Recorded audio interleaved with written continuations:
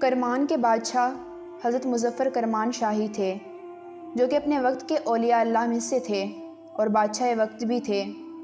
رات اللہ کی عبادت میں گزارتے اور دن مخلوق خدا کی خدمت کرتے ہوئے گزر جاتا۔ آپ کی ایک صاحبزادی بھی تھی اور اس سے انہیں بہت محبت تھی اور اپنی بیٹی کی تربیت خالص دین انداز میں کی تھی۔ صبر، تقویٰ، عبادت، یہ ساری صفات اس میں تھیں۔ جب بیٹی جوان ہو گئی تو آپ کو اس کی شادی کی فکر ہو گئی۔ شہزادی کے لیے بڑے بڑے اچھے رشتے آنے لگے، مگر آپ کا لگاؤ کیونکہ اللہ سے تھا تو آپ کی خواہش تھی کہ میں وہ لڑکا تلاش کروں جو زاہد و عابد ہو۔ بادشاہ کو اپنی بیٹی کی بہت فکر تھی۔ فکر تو اکثر والدین کو بوڑھا کر دیتی ہے۔ یہ فکر صرف ایک گھرانے کی نہیں بلکہ یہ آج کی بھی فکر ہے۔ آج بھی اکثر والدین اس کی وجہ سے پریشان ہیں۔ اس فکر میں بادشاہ بہت پریشان تھا کہ کہاں سے لاؤں وہ نیک اور پرہیزگار لڑکا۔ اس کی تلاش کے لیے آپ راتوں کو مسجدوں کے چکر لگاتے، کون زیادہ عبادت کرتا ہے، کیونکہ دنیا کے میلے سے آپ نا امید سے ہو گئے تھے۔ ایک رات شہر سے باہر ایک مسجد میں پہنچے، وہاں دیکھا ایک نوجوان عبادت میں مصروف ہے اور اس کے وجود پر کپ کپی طاری ہے، آنکھیں آنسوؤں سے تر ہیں۔ آپ کافی دیر تک اسے دیکھتے رہے کہ یہ نوجوان کب نماز سے فارغ ہو اور میں جا کر اس سے بات چیت کروں۔ آپ اس کا انتظار کرنے لگے۔ جب اس جوان نے نماز پڑھ لی، اس کا حال پوچھا۔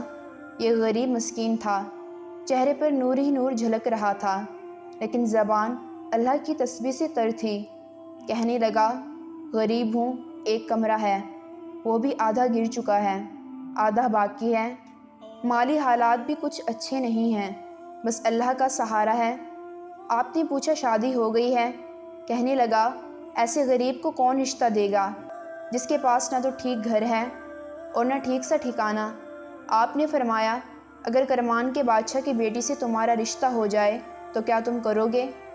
نوجوان مسکرا کر کہنے لگا، بابا جی غریبوں سے مذاق نہیں کرتے، جاؤ اپنا کام کرو۔ بادشاہ آج مجھ جیسے غریب کو اپنی بیٹی کیوں دینے لگا؟ کیا بادشاہ کے دربار میں سب مرد مر چکے ہیں جو بادشاہ وقت مجھ جیسے غریب مسکین کو شہزادی دے گا؟ آپ براہ مہربانی چلے جائیں اور کسی جگہ جا کر کسی اور سے مذاق کر لیں۔ آپ نے اپنی انگوٹھی نکال کر اسے دی اور کہا کہ تم مجھ سے وعدہ کرو کہ کل بادشاہ کرمان کے دربار میں تم مجھ سے ضرور ملو گے۔ اگر دربان روکیں تو اسے یہ انگوٹھی دکھا دینا، وہ تمہیں نہیں روکے گا اور مجھ تک بھی پہنچا دے گا۔ صبح وعدے کے مطابق نوجوان وہاں پہنچ گیا۔ جب دربان کو انگوٹھی دکھائی، وہ دربان اسے بادشاہ تک لے گیا۔ وہ نوجوان یہ دیکھ کر حیران رہ گیا کہ رات والا بوڑھا خود بادشاہ سلامت ہے۔ نوجوان پہلے تو اپنی رات والی بات پر شرمندہ ہوا اور دل ہی دل میں کہا، مجھے بادشاہ وقت کے ساتھ ایسے بات نہیں کرنی چاہیے تھی۔ بادشاہ نے نوجوان کی آنکھوں میں شرمندگی دیکھی تو بادشاہ نے اس سے کہا، پریشان نہ ہو، میں تمہاری کسی بات سے خفا نہیں ہوں، بلکہ میں تو خوش ہوں کہ اللہ نے مجھے تم جیسا داماد دیا ہے۔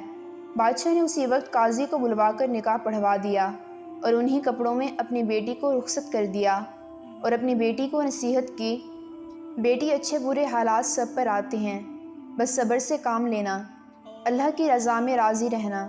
مجھے امید ہے اللہ پاک تمہارے ساتھ ہے، وہ کبھی بھی تمہیں بھوکا نہیں رہنے دیں گے۔ نوجوان بہت خوش تھا، اسے ایسا محسوس ہو رہا تھا کہ جیسے میں کوئی خواب دیکھ رہا ہوں۔ اپنی وہ نیند سے بیدار ہوگا اور اس کا خواب ٹوٹ جائے گا۔ دلہن نے آگے بڑھ کر نوجوان کو خوش آمدید کہا اور کہا، اب میں آپ کے گھر میں رہوں گی، چاہے جیسا بھی آپ کا گھر ہے۔ اب میں اپنے والد بادشاہ حضور کے ہاں زیادہ نہیں رہوں گی۔ وہ نوجوان اپنی بیوی کو لے کر اپنے گھر پہنچا۔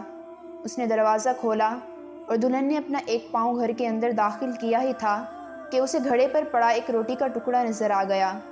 اس نے اپنا پاؤں باہر نکال لیا اور کہنے لگی، یہ کیا ہے؟ دولہا بولا، میرا کھانے پکانے والا کوئی نہیں ہے، میں نے سحری کے وقت روزہ رکھنے کے لیے روٹی پکائی تھی، آدھی روٹی افطاری کے لیے رکھی ہے۔ شہزادی اسی وقت سمجھ گئی کہ اس شخص کا اللہ پر ایمان ہی نہیں ہے۔ اب دلہن کہنے لگی، تمہارا ایمان بہت کمزور ہے۔ اللہ کے بندے، جو ذات تمہیں سحری کروا سکتی ہے، وہی ذات تمہاری افطاری کا بندوبست بھی کر سکتی ہے۔ اس گھر میں یا تو روٹی رہے گی یا پھر میں رہوں گی۔ جاؤ پہلے سے اللہ کی راہ میں صدقہ کر کے آؤ، پھر میں تمہارے گھر میں قدم رکھوں گی۔ اس نوجوان نے روٹی اٹھائی اور اللہ کی راہ میں صدقہ کر دیا، اور اللہ نے اس روٹی کے صدقہ کرنے میں ایسی برکت ڈالی کہ کبھی بھی انہیں روزی کا مسئلہ ہوا ہی نہیں تھا، کیونکہ ان کا ایمان صرف اللہ پر تھا۔ وہ جانتے تھے کہ اللہ وہ ہے جو پرندوں چرندوں کو کھلا سکتا ہے، ہم تو اشرف المخلوقات ہیں، وہ ہمیں کیسے بھوکا مرنے دے گا۔ پھر وہی ہوا، اللہ نے ایک روٹی صدقہ کرنے کی وجہ سے ساری زندگی کے لیے رزق کا اہتمام کر دیا۔ اتنا مضبوط ایمان تھا کہ آج یہ مثالیں ہمارے گھروں میں کہیں نظر نہیں آتی، نہ ہم مردوں میں اور نہ ہی عورتوں میں۔ شاید ہی کہیں یہ ممکن ہو کہ اللہ ہمیں صبر و شکر کی دولت سے مالا مال کر دے اور ہمارے گھروں میں رحمتیں اور برکتیں نازل فرما دے۔